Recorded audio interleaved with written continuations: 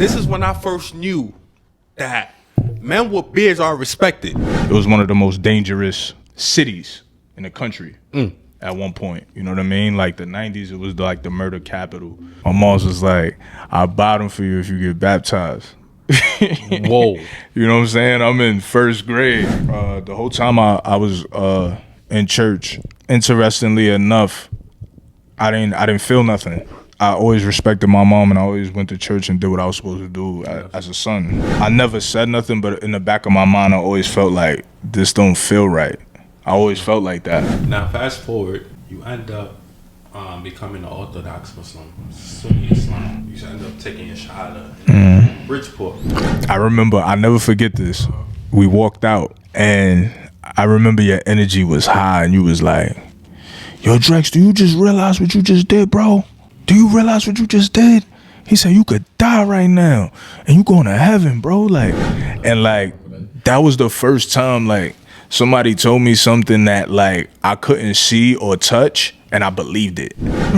So it was like, every time I said something, you had an answer for it, and it was like, it goes back to what I said earlier, like, I need answers. You know what I'm saying? Like, so you was able to answer everything I had a question about, and, like, that's what made me feel comfortable. Like, you know what I'm saying? Like,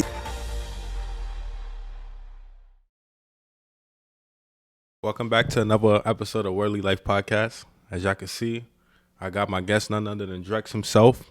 He needs no introduction, but I'm going to introduce him. Straight out of Brooklyn, East New York to be exact, right? That's right. That's right. That's a real dude. This is when I first knew that men with beards are respected. This man, an old man, I'm walking with this dude, right? An old man said, man, how you doing, brother? He ain't know him from nowhere. And that's how I knew that when you wear your beard, no matter what, people gonna respect you.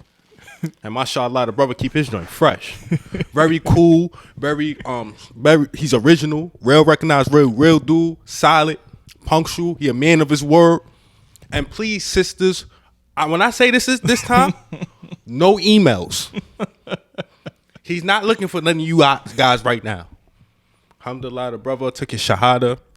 It was a process. He used to watch me go to Masjid in Bridgeport. He seen how we move, and then boom, before you know, the brother took his Shahada. He was tough on the basketball court. He liked that too. Oh, he decided not to go overseas. He's like that too. Oh man, and none other than Davon Drex. Thanks for coming out, man. Appreciate you, B. For real, for real. Thank you, brother. Thank you for having me, man. Yo, for sure. Appreciate it, man. You crazy, man. I know, like, the introduction was a little... Nah, that was erratic, fly, bro.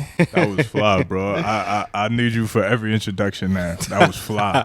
You know, it's official, too. I meant that. That's from the heart, too. True indeed. True indeed. You a real one. So I met you in Bridgeport. What, 2016 now, right? That was... It was 2015. 2015. Late 2015. 2015. Late 2015. Absolutely. That's why I met this brother right here. Very good brother, man. So glad I met this guy in my life. We still keep in touch until this day, as you can see. 100%. So I want you to kick it off with how we met. Man, let's start off with that, right? We ain't gonna get too crazy, right?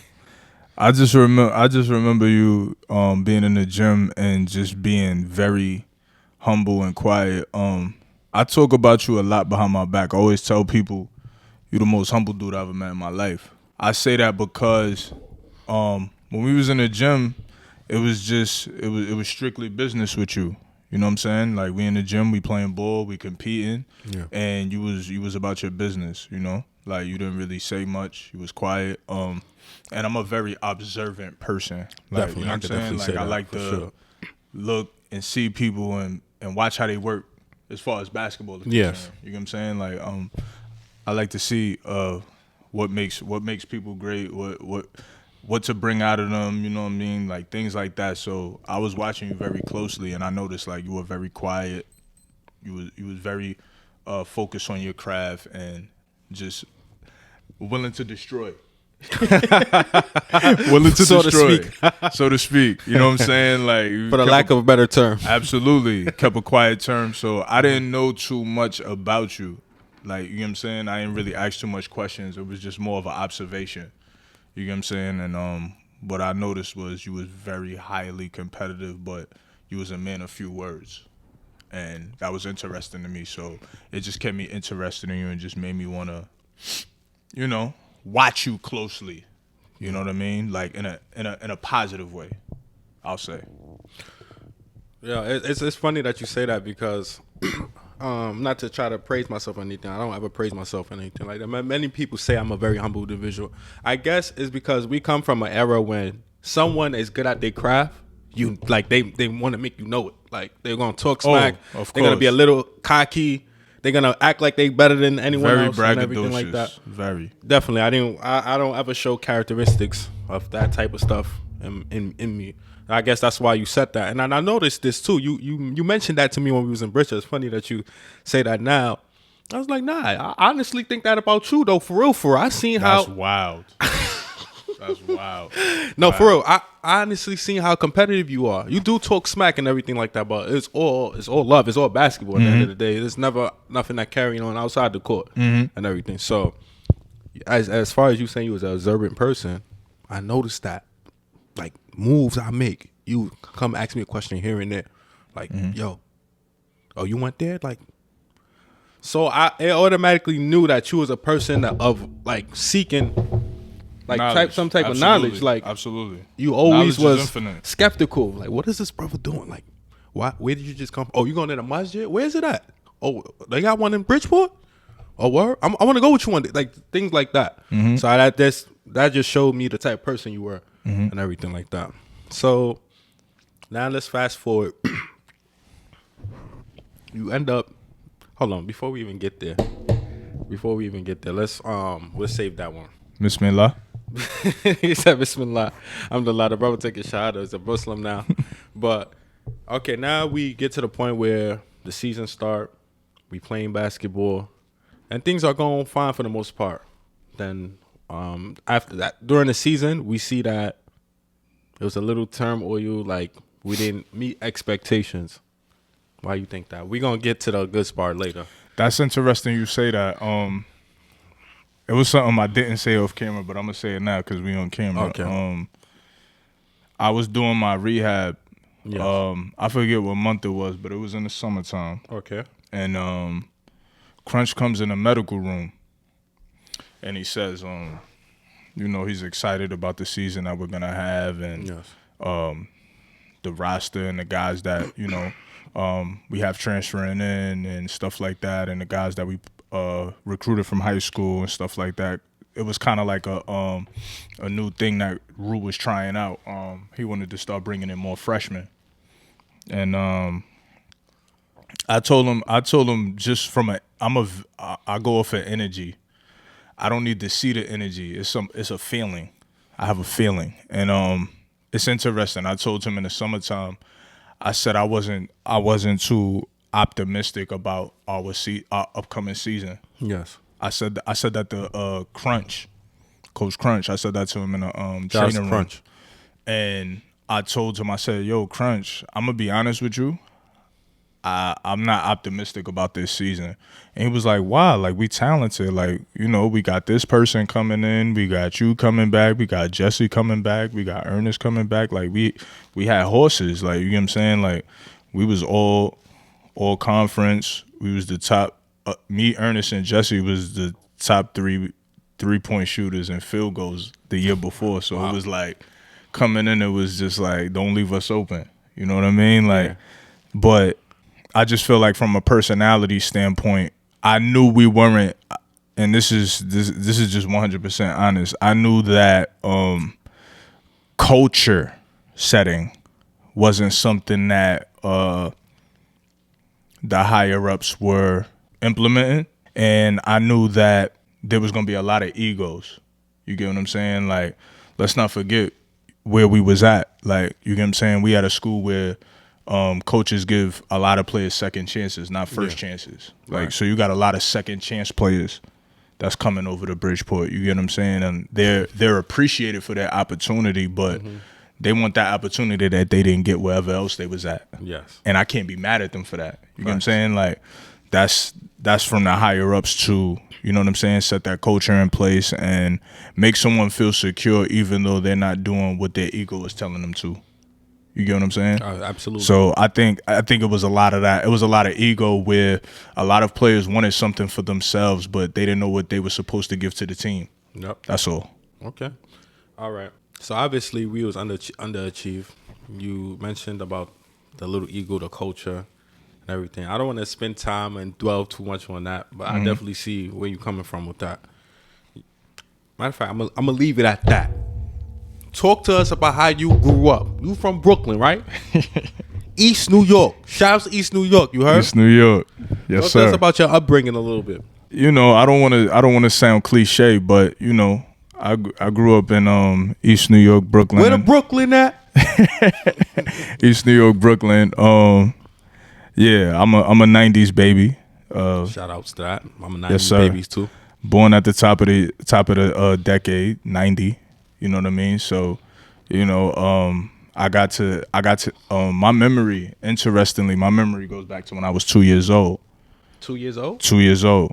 That's a miracle. Yeah. So, I got so much memories. You get what I'm saying? Just from being 2 years old up until the age I am now. You know what I mean? Like that's over 30 years of just, you know, just locked in memories or just things that I could think about or whatever, but it made me who I am today. Right. But just to talk a little bit about East New York, at that time, I don't know if your audience ever seen the 75th Precinct documentary. We don't know. It's on YouTube. Y'all could check it out. 75th documentary. Okay. 75th Precinct documentary. Okay. About East New York and stuff like that, and it'll tell you a little bit about that. It was one of the most dangerous cities in the country at one point. You know what I mean? Like the 90s, it was like the murder capital. Like, you know what I mean? Like it was like a running joke. Like if you was from East New York, you had a body. Like, no, seriously. Like it was that bad. Like, you get what I'm saying? So a lot of basketball playing. A lot of booty tag. You know what I mean? Like, you know, little kid stuff that we do, you know, tag. You know what I mean? Ironically enough, I started out playing baseball first. I grew up playing baseball. Basketball was there, but I just was very passionate about baseball. Being in the house watching my pops play watching the Yankees play and things like that. So just playing baseball, playing sports, getting into little kid activities, you know, here and there. But yeah, that's how I was in East New York. So my moms didn't really let me come outside like that. Okay. All right. Because you talk about East New York. We all knew New York period during the 90s was crazy. Even the early 2000s. Insane. I'm going to be honest with you. I was just terrified to go to any block in New York around that time. No, seriously. Nah, facts. You couldn't look at somebody the wrong way. Yo, without getting approached. I tell people that all the time. Like I go down south and like I could see somebody I feel like I might brush shoulders with, and this dude be so polite and cool, like mad hospitality. You be like, hey, how you doing, man? You be like, damn, I thought I was going to trash you. Like, what's up, man? How you doing, brother? Yeah, that's definitely how it is and everything. So talk to us about some of the things you saw growing up. Wow. When we talk about tragedy, wow. When I was 16, one of my close friends growing up did something, you know, tumultuous, I'll say, if I'm saying it right, tumultuous. Mm-hmm. What that means? Yeah, it's just something outlandish, something gotcha. Crazy. You know what I mean? Right. Like he did something, you know, crazy, and welcome home to him. You know what I mean? He been home. I think about 2 or 3 years now. Right. You know, that's still my brother. Shout out to my brother Reem. You know what I mean? He in good spirits. He doing good. Shout out to Reem. Yeah, absolutely. East New York. But he doing his thing now. But yeah, I seen a lot of things. I got robbed at gunpoint when I was 14. Absolutely. Yeah. Got robbed at gunpoint when I was 14. For what though? It was a CD Walkman. You know what I mean? It wasn't no money. Yeah. People used to go crazy for a CD Walkman, bro. We talking about They don't before know nothing about iPads and touchscreen phones and things of that nature had a little CD player or Before whatever. all them iPhones and But stuff. But to my karma, I stole that CD player. You know what I mean? I had sticky fingers when I was younger, so you know that was something that I feel like was my karma, and I identified with it immediately when that happened to me. So I'm just glad that I came out of that situation alive. Okay. You know what I mean? Oh, snap. Absolutely. That's tough. So that's just one of the things that I went through growing up. But you know, I've been jumped before. Yes. I done been in altercations and fights and things like that. Like, these are things you just got to do if you want to come outside. You can't come outside if you can't protect yourself, because then you're gonna be scared. Facts. You know what I mean? So you gotta be able to be a warrior out there, bro. You That's know? tough. Absolutely. Yeah. I just know how it was living around the time. Even to go to Brooklyn, for us being in the Bronx, it was like, oh, hell no, we ain't going over there, bro. It was, Yeah. But see, that's what we was talking about on the phone last week when I was telling you. I was like, yo, bro, in Brooklyn dudes go everywhere in Brooklyn. You get what I'm saying? So when you start saying, yo, East New York guy, everybody can relate to East New York. When you go to Bushwick, everybody can relate to Bushwick. Everybody can relate to the style. You get what I'm saying? But when I moved to the Bronx in 2020? Yeah. I lived there for 4 years. So when I moved in 2020, it was like, I knew people from the Bronx because I played for the Gauchos or whatever. Yeah. So I just see everybody stay on their block. If true. you're from My Haven, you staying in My Haven. If you from High Bridge, you staying in High Bridge. If you from Uptown 241st, you staying on 241st. You know why is that though? Nah, that's what I put it out there, but I don't know. The reason why is because in the Bronx, you could be literally 100 yards from this person living, and you got beef with them. That's a whole block. You could That's a whole crazy. nother block. You have beef with this block, this block, this block. I remember me growing up. I live in RPT. My hood had beef with Burnside, which is literally Burnside, next right across the concourse. Like, yeah. it was right there. They had beef with 1600s right there. So you couldn't even leave without looking right, left. Yeah, like, that's the watching west your back. side. It was that crazy. That's why you see most people in the Bronx, especially around that time, they didn't go nowhere, bro, because it was like, I ain't trying to get caught slipping type shit. It's funny you say that because I remember, shout out my boy Reem from River Park Towers. Shout out RPT. Reem. Shout out Reem. He I told him I had a game uptown one day. I think I had a game in the Rucker or something like that. It was either Rucker or Dykeman, I can't remember. And I told him, I'm like, yo, slide through, bro. And he like, nah, bro, I can't get on the bus or the train, man. Beef too thick right now. I'm like, you can't get on the train, bro? Yo, like, you can't get on the train, bro? Like, that's wild. No, for real. Yo, Damn. and the funny part about it is you didn't have to be inside the beef. Right. For you not. Is if you was from there, even if you wasn't you could be a basketball player. Yeah. You was still a target. Yeah, you was fooled. That's facts. You was still fooled. a target. Yeah, you was fooled. So I ain't gonna lie, I was very tough. Yo, even Absolutely. me, bro, I was like, yo, I ain't gonna lie, I gotta take a cab here type Absolutely. Absolutely. shit. Word. Of course. That's real life. Yeah, man. Like, it's dangerous out there. You know, you hope that, you know, you build a rapport with certain individuals so that, you know what I mean, things could be cool. But, you know, you grow up sometime and you don't know what you're gonna walk outside into. You know what I'm saying? Like, that's why your foundation is important. Like, who's talking to you in the household, who's raising you, who's a part of your upbringing, because when you go outside, like, everything happens in real time. You can't. You got to think on your feet. That's you real know what life. I mean. Like, you got to think on your feet. You want to make sure that you're around the right people so that you know you don't get yourself caught up in situations. But the foundation starts in the house. Who's talking to you? Who's saying certain things to you to make you feel like, all right, cool. When I go out there, I could be ready for this. I could be prepared for that. That's dope. Okay, let me ask you another question, yo. Because you in Brooklyn, y'all seem more together than obviously the Bronx. Mm-hmm. Y'all travel, y'all go place. People from the Star go to East New York to all the other places in Coney Island. 100%. Let me ask you a question though. Did they have beef with each other? It was rivalry, but I'm talking about like real beef.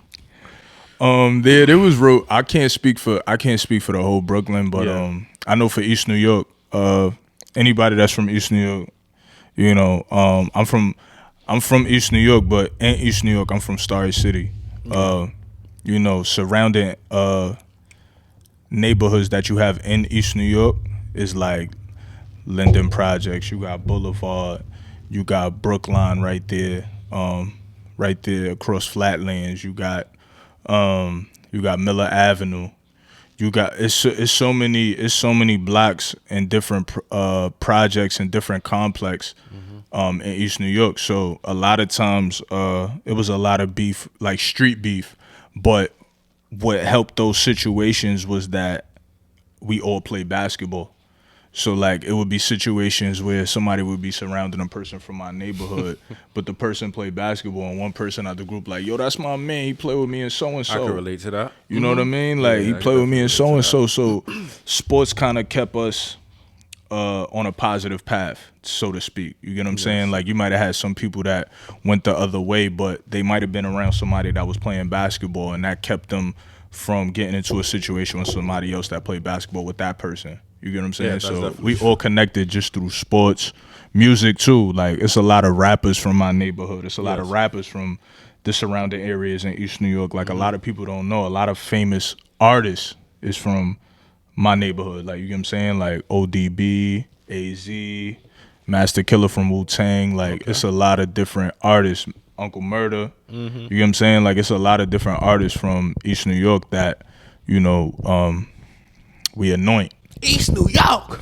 I remember For that. sure. You know what I mean? Like, you know what I'm saying? But it's like that from my neighborhood, you know what I mean? But sports kept us definitely intact, for sure. Just from beef, for sure. Dope. Okay. So, all right, after you went to Bishop Loughlin, right? Bishop Loughlin Memorial High School. You went there all 4 years? 2004 to 2008. Okay, after that, you went to JUCO. No. So, after I graduated from Loughlin in 2008, I was supposed to go to LIU University. D1? Yeah, D1. They was going to Prop 48 me. For any athlete that knows, Prop 48 is basically where they put you in a program to, you know, when you don't have like the SAT scores or the grades to be eligible for an athletic scholarship. They put you in a program that pays for your education for that 1 year, since you didn't qualify for the eligibility for the athletic scholarship. And they, you know, they put you in this program. In this particular program at LIU was called EOP. It was called the EOP program, where they pay for your tuition the whole year. They give you a stipend every month. And you got to keep a certain GPA, and if you keep that certain GPA, then you'll be able to get an athletic scholarship that next year. So tough. Yeah, so basically it was gonna be a redshirt year for me. But I feel like in high school at that time, there was a little bit of me being ostracized, and also another half of my ego. My ego told me like I was too talented to play for LIU, as opposed to just using LIU as a tool to further my career. Yes. You get what I'm saying? Or it could have just been a great situation for me to just play. You know what I mean? But the fact that I never entertained it is something that I don't dwell on anymore, because it still could have been in my corner. So I had the chance to go to LIU. I didn't do that. So I ended up going to prep school in New Jersey, Edison Academy. Which is ironic. My parents live about 5 minutes from there now. You said prep school. What's the name of the prep school? Edison Academy. Okay. It's a job corps on the campus and things like that, but it's a big campus. Like it's almost like the size of a college campus. Yeah, I'm prep school. You know what I'm saying? So it was real big. So I went there first. Pardon me. First, I went to North Carolina before I went to Edison. I was in North Carolina for 3 months. I was in Greensboro. I was like walking distance from North Carolina A&T. Yeah. So I used to go there a lot. But I started in North Carolina. I was out there from August to November, and then the NCAA shut the school down. They had some sanctions where they shut the school down, and then I ended up transferring to Edison Academy. My AAU team got me in there, and I started from there. I was doing great. I came in December, and then January, I never forget, we went to a tournament in North Carolina, and I ended up hurting my ankle real bad. I fractured my ankle real bad, and I didn't play again until March. So it was like I missed all that time just playing, so I didn't really get to get looked at, things like that. So then I ended up going to junior college after that. Then I went to junior college, but I went to prep school first. Oh, so you got a little bit of a journey. You bounced around a little bit. I had a heck of a journey, bro. Like a heck of a journey. Like after junior college, I went to junior college. I went to Erie. Okay. In 2009, I went to Erie. Okay. I went there, and the coach just made me feel like, Coach Alex. I know I seen Stefano talking about Coach Alex and stuff like that, but Coach Alex was the least of my worries when I first started at Erie. It was Coach Lazar. He played with Lamar Odom at Rhode Island. Yeah.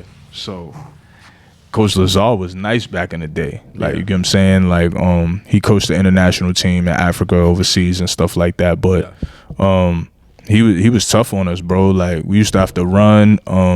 If we didn't beat a team by a certain amount of points, if we didn't hold them to a certain amount of points, we had to run for every point. Yeah, it was it was blood sport out there, bro. Like, that's literally blood sport, bro. Yeah, like it was 27 seconds suicides. And Erie, 27? 27 seconds suicide.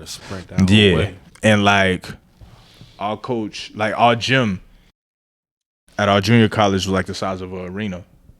Like they used to hold like events there, wrestling events, all type of stuff they used to hold there. Yeah. When we was going there, so it was hard trying to get across that line in 27 seconds, man. But after a while, you're doing it every day, or you're doing it, multiple times a week. It starts to become normal after a while. You're like, oh, okay, we running again, whatever. Like we used to this at this point. But yeah, it was pretty competitive at the junior college for sure. That's tough. What a journey. Yeah, man. Like, I mean, I feel like I grew as a man there. Like, you know what I'm saying? That first time around, I would say I was going through a lot personally in my personal life. And going there, I guess would have helped me a little bit, but what I was going through back home was just way too distractive for what I was trying to do. And, it came to a point where I had to leave the school. You get what I'm saying? Just a personal decision. Leave the school and, go back home and get my head together. Right. You get what I'm saying? I had to go back home and get my head together. And that was early 2010. And from there, I tried to go to a school. Like, let me go to school in the city. And I went to TCI to go play basketball there. And after I left there, the reason why I left there was because when I first got there in September, they canceled the basketball program. Oh man, that's tough. Like, as soon as I got there, so I was just like, that too. I'm like, damn, am I not supposed to be playing basketball? Like, what's going on? Like, and good friend of mine, shout out to my brother Marv Roberts. But he had made a few phone calls for me and got me into Redlands in Oklahoma. And I went there, and a lot of great players there at that time. But I went there and handled my business. But respectfully, the coach had his players or whatever, and that favoritism thing and how it goes and stuff like Politics. that. Yeah, and I respect it now. I'm an adult. I was a kid at the time, and I was in competition. I was in kill mode, so I didn't care who you had. I wanted to devour them. You get what I'm saying? So I understand it now. You get what I'm saying? Like, people have their favorites and who they want and who they're comfortable with and stuff like that. They got to do their job at the end of the day. Yes. So yeah, I went to Oklahoma for a semester. The positive thing is I finished with over a 3.0 GPA. You know what I'm saying? So always on top of your school. Yeah, it's always about school. You know what I'm saying? You got to keep your schooling up. You always want to give yourself an opportunity to create another opportunity. No, because I remember in Bridgeport, you always had good grades. So yeah, like 3.7 type GPA. Yeah, like I got the award. Yeah, I got that was tough. For my academics and stuff like that. But I was never the brightest kid. I'll be honest with you. Like, I was in the resource room. I was in inclusion classes. For anybody that don't know what inclusion mean, that means special ed. You know what I mean? Yeah, I was but you know what's crazy? What I come to notice I believe it or not, in my school, the special ed kids was actually smarter than the regular ed kids. Nah, you No know lie, what? bro. Nah, you know what They it had is. better grades. You know what it is, bro. What is it? What it is with this with special ed. I can't speak for everybody, but I can speak for the majority of the kids. A lot of times, and this is not a knock on the parents. Whatever you don't know, you don't know. Yeah. A lot of times the parents take advice from the teachers as opposed to knowing their own child, and a lot of times the school system will say one thing, but if the parent doesn't step in and say, hey, my kid just needs a little bit more attention, or I'm not doing enough at home, you get what I'm saying, and you allow the school to just dictate whatever they're gonna do with their child, sometimes they could get thrown by the wayside. You know what I'm saying? Like, Definitely. you'll have a lot of kids that don't belong in that class, but because they're in that class, they start to pick up certain behaviors and certain energies of the people that they're around. Yeah. You know what I'm saying? So they sometimes when you know everything, you get bored and you start doing things in the class that you shouldn't be doing. So I was always one of those kids, and I hung around a lot of the kids that did that. Makes sense. You know what I mean? So growing up, I had to go through those situations, but in a way it made me insecure. But by the time I got to college, I realized like maybe it was the times. You know what I mean? Because going to college felt so easy for me. Like that felt like the easiest part of my life as far as education. I agree with that. Yeah, like you have your classes where, it's 12 in the afternoon or something like that. It's like, all right, cool. I could take a nap in between that. With high school and middle school, it's like, the bell ring. I gotta go to another class. I go to practice after school. It's like, there's no breaks in between that. I agree with that because I accelerated more in college academically than in high school by far. Absolutely. Yes. You talked about basketball was a way like playing basketball. It taught you discipline. Absolutely. Being away from problems that you would have never been able to escape if you didn't play basketball and everything. So there's a lot of benefit that comes with playing sports. Has its downside too, but there's a lot of benefit as well. Teaching 100% discipline as well. Teach you also discipline, getting up in the morning, training, working out, being mentally strong, and doing something consistently, trying to reach your goal. You know why? Because a lot of times people play basketball for different reasons. Like some people might be inspired by the person that they might have grew up around, whether it be their dad, their uncle, their brother, their older brother, or it might have got them away from something that they were trying to get away from. Okay. And it gave them peace of mind. And people do, and then some people just fall in love with the work. Yes. That it comes to putting into playing basketball. You know what I'm saying? Like, that's why no matter what people say, I don't think he's the GOAT, but I still respect him. Like, you got to give reverence and respect to LeBron James, man. No doubt. You have to, bro. No doubt. He's in year 21, bro. And he's still talking about how much fun he's having and enjoying the process of working hard and putting in the work. It's like, bro, I'm almost in my mid-30s, bro, and I don't feel broken down and all. Are you kidding me, bro? Like, to just have that at that age, bro, and still be a spring chicken and want to have fun and compete, bro. Like, you can't like you like that has to account for something. No, it has to. No lie. 100%. I still think Mike is the GOAT, but that gotta account for something in the debate. You know what I mean? Sure. Okay. All right. Nah, you all good, champ. You good, champ. My fault, y'all. We still working on production here. True indeed. Pardon me on that. You hear me? All right. Word. All right. So, okay, we spoke about a little bit about your childhood, your upbringing, how we met in Bridgeport. But okay, let's get talking something more serious in life. All right? Oh man. So I remember when I met you. I think you said you was a 5%er. What was you before that? Was you anything before that? Like a Christian or Catholic? So growing up, my godmother. Okay. My godmother is a pastor in the church. My grandmother's a missionary in the church. Okay. my older siblings was on the usher board in the church. So I come from a Christian background. In the 90s, I went to church every Sunday. Okay. Every Sunday. Like, I got baptized when I was 5 years old. I got bribed with a pair of Concords back then when Concords first came out. You know what I'm saying? Like, my mom's was like, I'll buy them for you if you get baptized. Whoa. You know what I'm saying? I'm in first grade. You feel me? Like, so I'm like, Robbed you for that baptism. nah, I was like, yo, I need those. I need those. You know what I'm saying? So yeah, I did that for the baptism. You know what I mean? But I'm gonna be honest with you. The whole time I was in church, interestingly enough, I didn't feel nothing.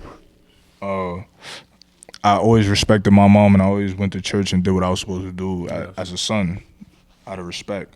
But I never said nothing, but in the back of my mind, I always felt like this don't feel right. I always felt like that. You know what I mean? Not saying that they ain't a most high or this or that, but it's just, I don't know, my personality. Like, but I always had that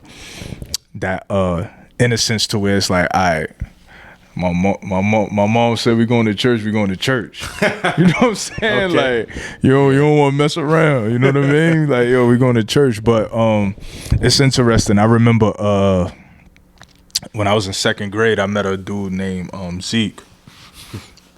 My brother named Zeke, and he was born into the 5% nation. Yeah. So at an early age, he was just very intelligent and just inquisitive.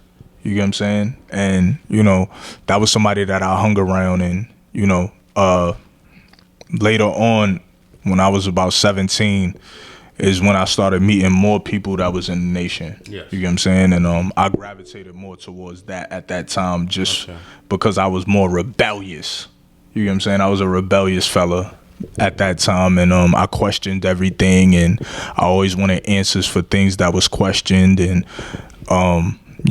Christianity at that time wasn't really giving me that, so I kind of rode with the nation at that time. You know what I mean? And I didn't really make it known at that time, but in high school is when I really started to pay attention to it.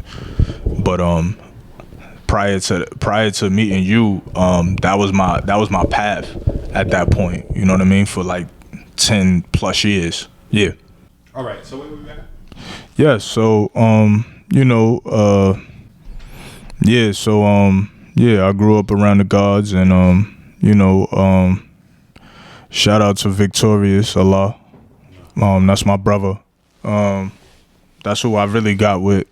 And he definitely gave me the lessons, and showed me a greater side of life for sure. And some of those things I still hold dearly to this day. Now fast forward, you end up becoming an Orthodox Muslim, Sunni Islam. You end up taking your shahada in Bridgeport. A lot of people don't know this. Now a lot of people don't know this story. That brother is a Muslim. Mu'min. Mashallah, tabarakallah. Alhamdulillah. What led you to that? So to be quite honest with you, the story that you told briefly in the beginning is very accurate. But I'm gonna tell you the exact story from my perspective. So we lived in Chafee at the time. Anybody that went to Bridgeport know about Chafee. Yeah, Chafee Hall. Shout out to Chafee Hall. And at the time, I remember I was walking in the dorm and you was leaving, or vice versa. Either I was leaving or coming in, or vice versa. And we crossed paths when we was coming out of the dorm. And I remember I was like, yo, where you going, bro? And you was like, oh, I'm about to go to the masjid. I'm like, oh, word? Like, I think I might have said, you getting an Uber or something like that? where is it at? Like, and you was like, oh, nah, it's right by the soccer field. I was like, hold up, it's on campus? Like, oh, word? Like, I've been here longer than you. How you know where everything at? Like, you know what I'm saying? Like, I'm like, hold on. Like, I was here a year before this, brother. Like, how he know what's going on? Like, so I remember you asked me like straight up, you was like, yo, you want to come? And I was like, yeah, why not? Like, you know what I'm saying? Like, I'm always open to new things, you know what I mean? Like, I didn't know it was going to, you know, have that effect on me, you know what I mean? And You came with me more than once, though, right? I did, but that was the first time. Yeah. And I remember I came, and the first time I sat in the back. I sat in the back, and I just was like I said when I first met you, I'm an observant person. You get what I'm saying? I'm observant. I watch energy. I watch body language. I watch everything. And I remember coming in there, and the tea was outstanding. Oh my God, the tea was outstanding, man. The cookies was outstanding. Like, you know, but I sat in the back, and I just was observing energy, and that was like the first time in like a long time I felt that peace. Just sitting there, you know what I mean? And it was weird at first. I didn't say nothing, but I just remember when I left, you was like, how was that for you? And I was like, I remember saying like, yo, that was different. I didn't wanna give too much because I still was trying to digest it, but I felt good about it. Okay. That's what I'll say. I felt good about it. And yeah, the following days I continue. I think from that point is where we really got cool. I think prior to that we said what's up to each other. You know, we was on the same team obviously, but I think that day right there set it off. Like, you know what I'm saying? Like, as far as my respect for you and how I viewed you as a person, you know what I'm saying? And you know, after that day, you know, we had a lot of deep conversations about life and general and things like that, and we just started to build more. And I just remember one day saying like, yo, bro, this is what I want to do. And you was like, yeah? I was like, yeah, bro, like you showed me a lot. Like watching you and being around you just made me confident and made me, you know what I mean, at peace with myself, finding peace within myself. And I remember that Friday when we went to Juma. I remember getting embraced and feeling, you know, not insecure, but feeling a little uncomfortable because I'm claustrophobic, you know what I mean? Just to be honest, you know, I'm claustrophobic, but I appreciated the love, but I was uncomfortable receiving the love is what I'm saying, you know what I mean? And I remember, I never forget this. We walked out, and I remember your energy was high, and you was like, yo, Drex, do you just realize what you just did, bro? Do you realize what you just did? He said, you could die right now and you going to heaven, bro. Like, and like, that was the first time, like, somebody told me something that, like, I couldn't see or touch, and I believed it. You know what I'm trying to say? Like, I believed it. Like, you know what I mean? And, like, I remember I told you, I said, yo, bro, I feel weird. Like, not in a metaphoric sense. I'm talking about physically. Like, my stomach was, like, turning a certain way, and I was like, yo, bro, I feel weird, bro. And you was like, that's what it's supposed to do. Like, you was hype, bro. Like, yo, you was like, that's what it's supposed to do. So it was like every time I said something, you had an answer for it, and it was like, it goes back to what I said earlier, like, I need answers. You know what I'm saying? Like, so you was able to answer everything I had a question about, and like, that's what made me feel comfortable. Like, you know what I'm saying? Like, even doing this, bro, like, I'm not comfortable doing this. I'm doing this because it's you. Appreciate you, man. You know what I mean? Absolutely. Off air, like, yo, I'm not a talkative person. I don't like. Not at all. But for you, Mo, I'm on. I got you, Big Mo. I appreciate you for coming outside. True indeed. Man, for real. True indeed. Allah bless you, bro. For real. Yeah, true indeed, brother. Yeah. Absolutely.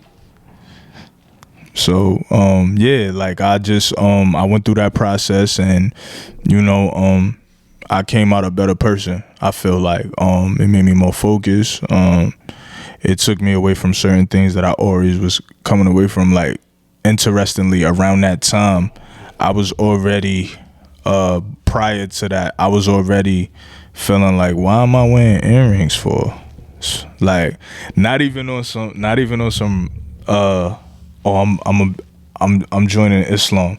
It was just like, Earrings is for kids. Cute is for kids. I'm a handsome young man. I don't need no earrings. That's fact. I'm fly being me. Sisters, no emails like that once again. You know what I'm saying? Like, I'm fly being me. So it was like all of that happened around the same time, and I feel like it happened for a reason. Like, you know? So yeah, absolutely. Like that was a game changer for me. Like, you know what I'm saying? I feel like that happened for a reason. That's like you came out and you accepted the truth. What was it, like 8 years ago? What we in 2024? 2016, yeah, 8 years. Alhamdulillah. Alhamdulillah. Still in the beautiful way of Islam. Still being embraced, still learning. Absolutely. It's an ongoing journey. And knowledge is infinite. Yes. You know. You're gonna keep learning, keep bettering yourself each day.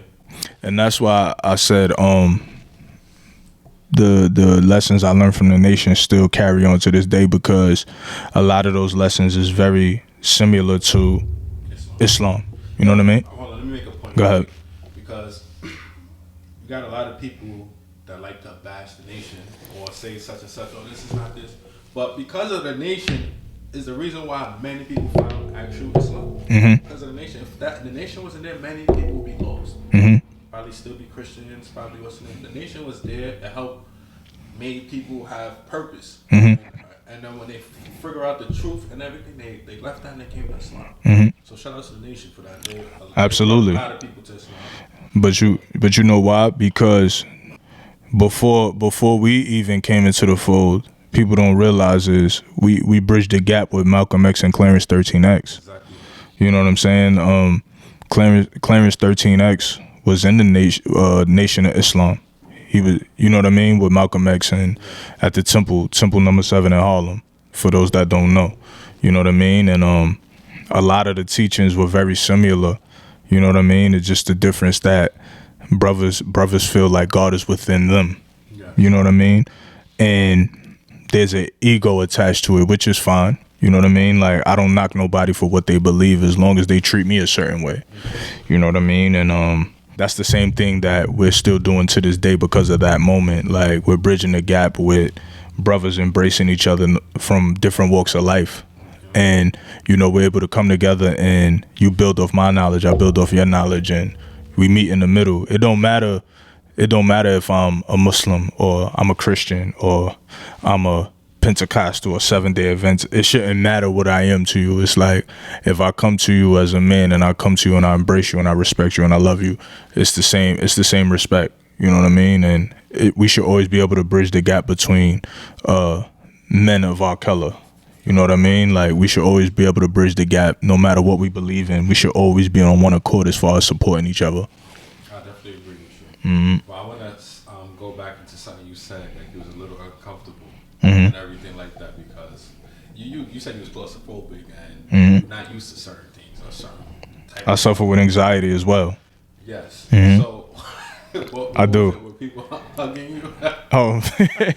So, one experience I had being in the masjid, somebody was sitting very close to me during Juma one Friday, and I was like, wow, like, you know, he really kind of close, you know what I mean?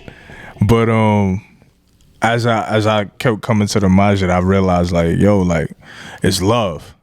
You know what I mean? Like, it didn't feel like you said, growing up in East New York, you know what I mean? You get on the train, you get on a bus, you walking down a block, a dude might look at you a certain way, and depending on how you react to how he look at you, gonna determine if you a sucker or not.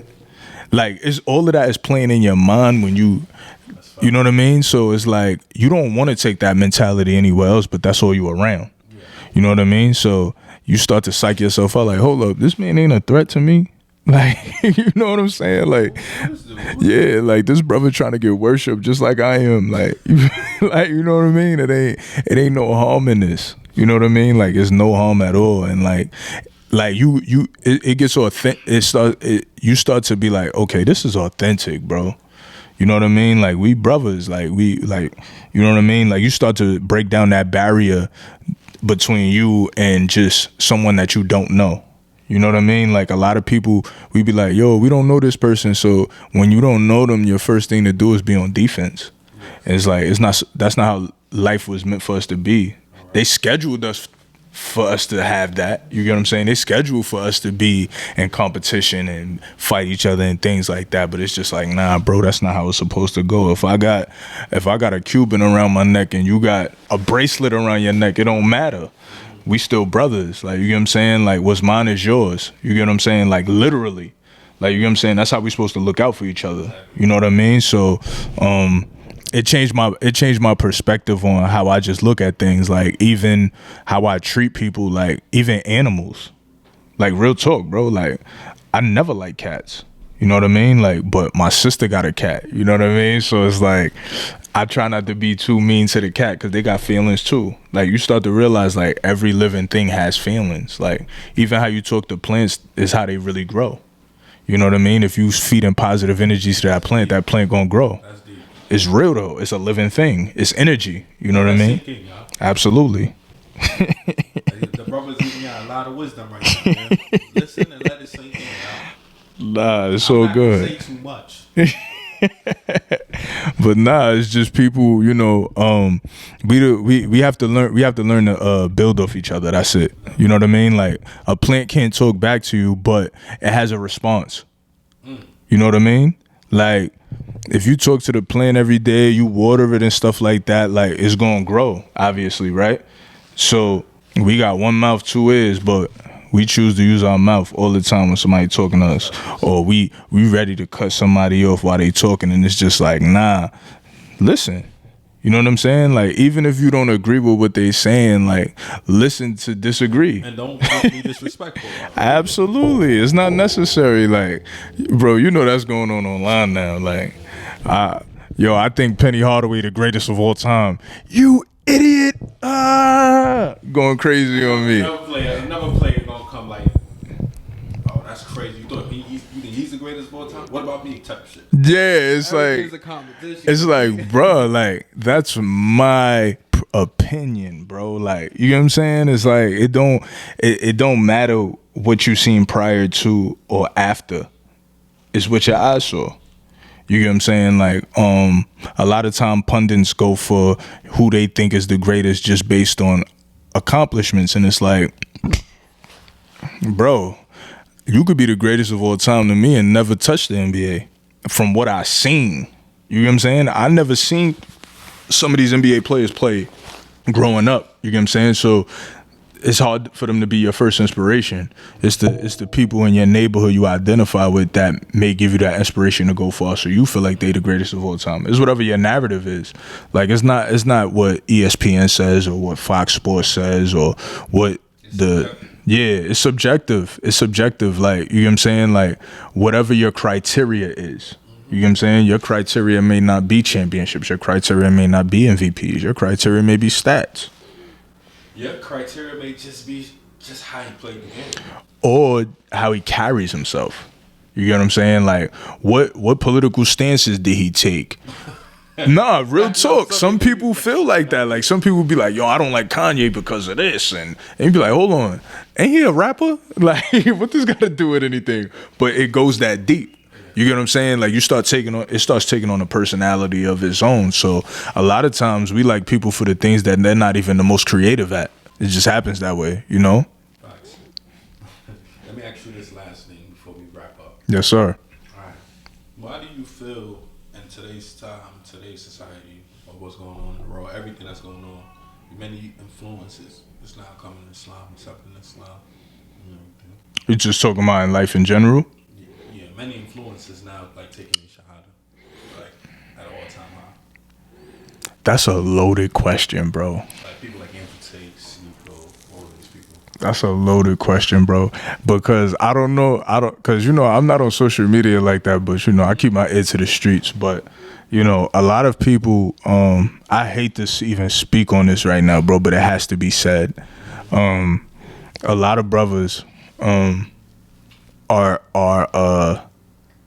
not openly, but a lot of brothers are being interpreted for a fashion show.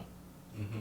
Not saying that they're promoting that in any way, but it's being looked upon from, for lack of a better term, like civilians of the culture. Like, they feel like this person is like this because they want to dress a certain way, or they want to look a certain way, or they want to look different from the people outside of the culture. You get what I'm saying? Okay. And maybe to a certain degree it has some consideration, but it's not my responsibility to figure that out. You get what I'm saying? Like, I see somebody embracing the culture, I automatically show them love. You get what I'm saying? Like, it's not about, it don't matter what they think. I'm not them. For me to try to figure out what they're thinking is insane, bro. Like, I can only be me. You get what I'm saying? So if a person comes to me and this person, you get what I'm saying, is like, oh, Drex, man, they just full of a fashion show and all of that. I'm like, hey, man, I still love them. You get what I'm saying? Because you representing me in some way and you representing yourself in some way. Maybe at some point, because... Nah, but bro, even if they are, that's okay. Because I feel like at some point, you might be faking the funk or whatever, but just putting that on, at some point you're gonna feel like, wow, I got it on. At some point it may really affect you. At some point it may really affect you. So you may be looking for yourself. Yeah. It's not for me to judge that at that point. But the thing is, you took that first leap. You took the first leap. It don't matter how you did it. You might have been on the internet. Let's say this. You might have been on the internet and you seen something and you was like, wow, I like how this brother speak. This brother is strong-minded. This brother is focused. This brother is prepared. This brother is mature. I want that for myself. Right. You get what I'm saying? So you might not have the know-it-all how to go about Islam or who to speak to or what to even say, but you watching what's going on from the internet and you interpret it the way you find out on the internet. You might get a kufi. You might start talking a certain way, and I don't have a problem with that. I have a problem with the people that don't help that man. Like that. You get what I'm saying, bro? People like, people so judgmental. Absolutely. Like, it might be a person that wants that, but they don't even know how to embrace it, so they might come off a little defensive towards you. You get what I'm saying? But it's your job to figure out who's who and what's what. You get what I'm saying? You talk to a brother, you be like, hey, brother, like, you know, like, you may not even want to step on their toes. You get what I'm saying? You might just be talking to them about it and educating them at the same time. So with that being said, like, we got to be more open-minded to embracing people, because sometimes we don't even know if they just doing it to try to get the attention of the people that they want to, you get what I'm saying, so that they can get the proper knowledge that they need. You know what I mean? So just be open to it. Show love to everybody. It don't matter what they doing. Just show them love regardless. You said it best. In a nutshell, Islam is there to make you humble. Absolutely. It makes you, like, to be afraid of the one who created you. Mm-hmm. Learn knowledge. Absolutely. Learn about the Prophet Muhammad, peace and blessing be upon him. The best individual who walked the face of this earth. You follow his footsteps, then you will be free. Alhamdulillah. Yo, it was a pleasure. It was an honor having you on the show. Yo, thank you for having me, bro. Don't get your funny up, get your dean up. You hear me?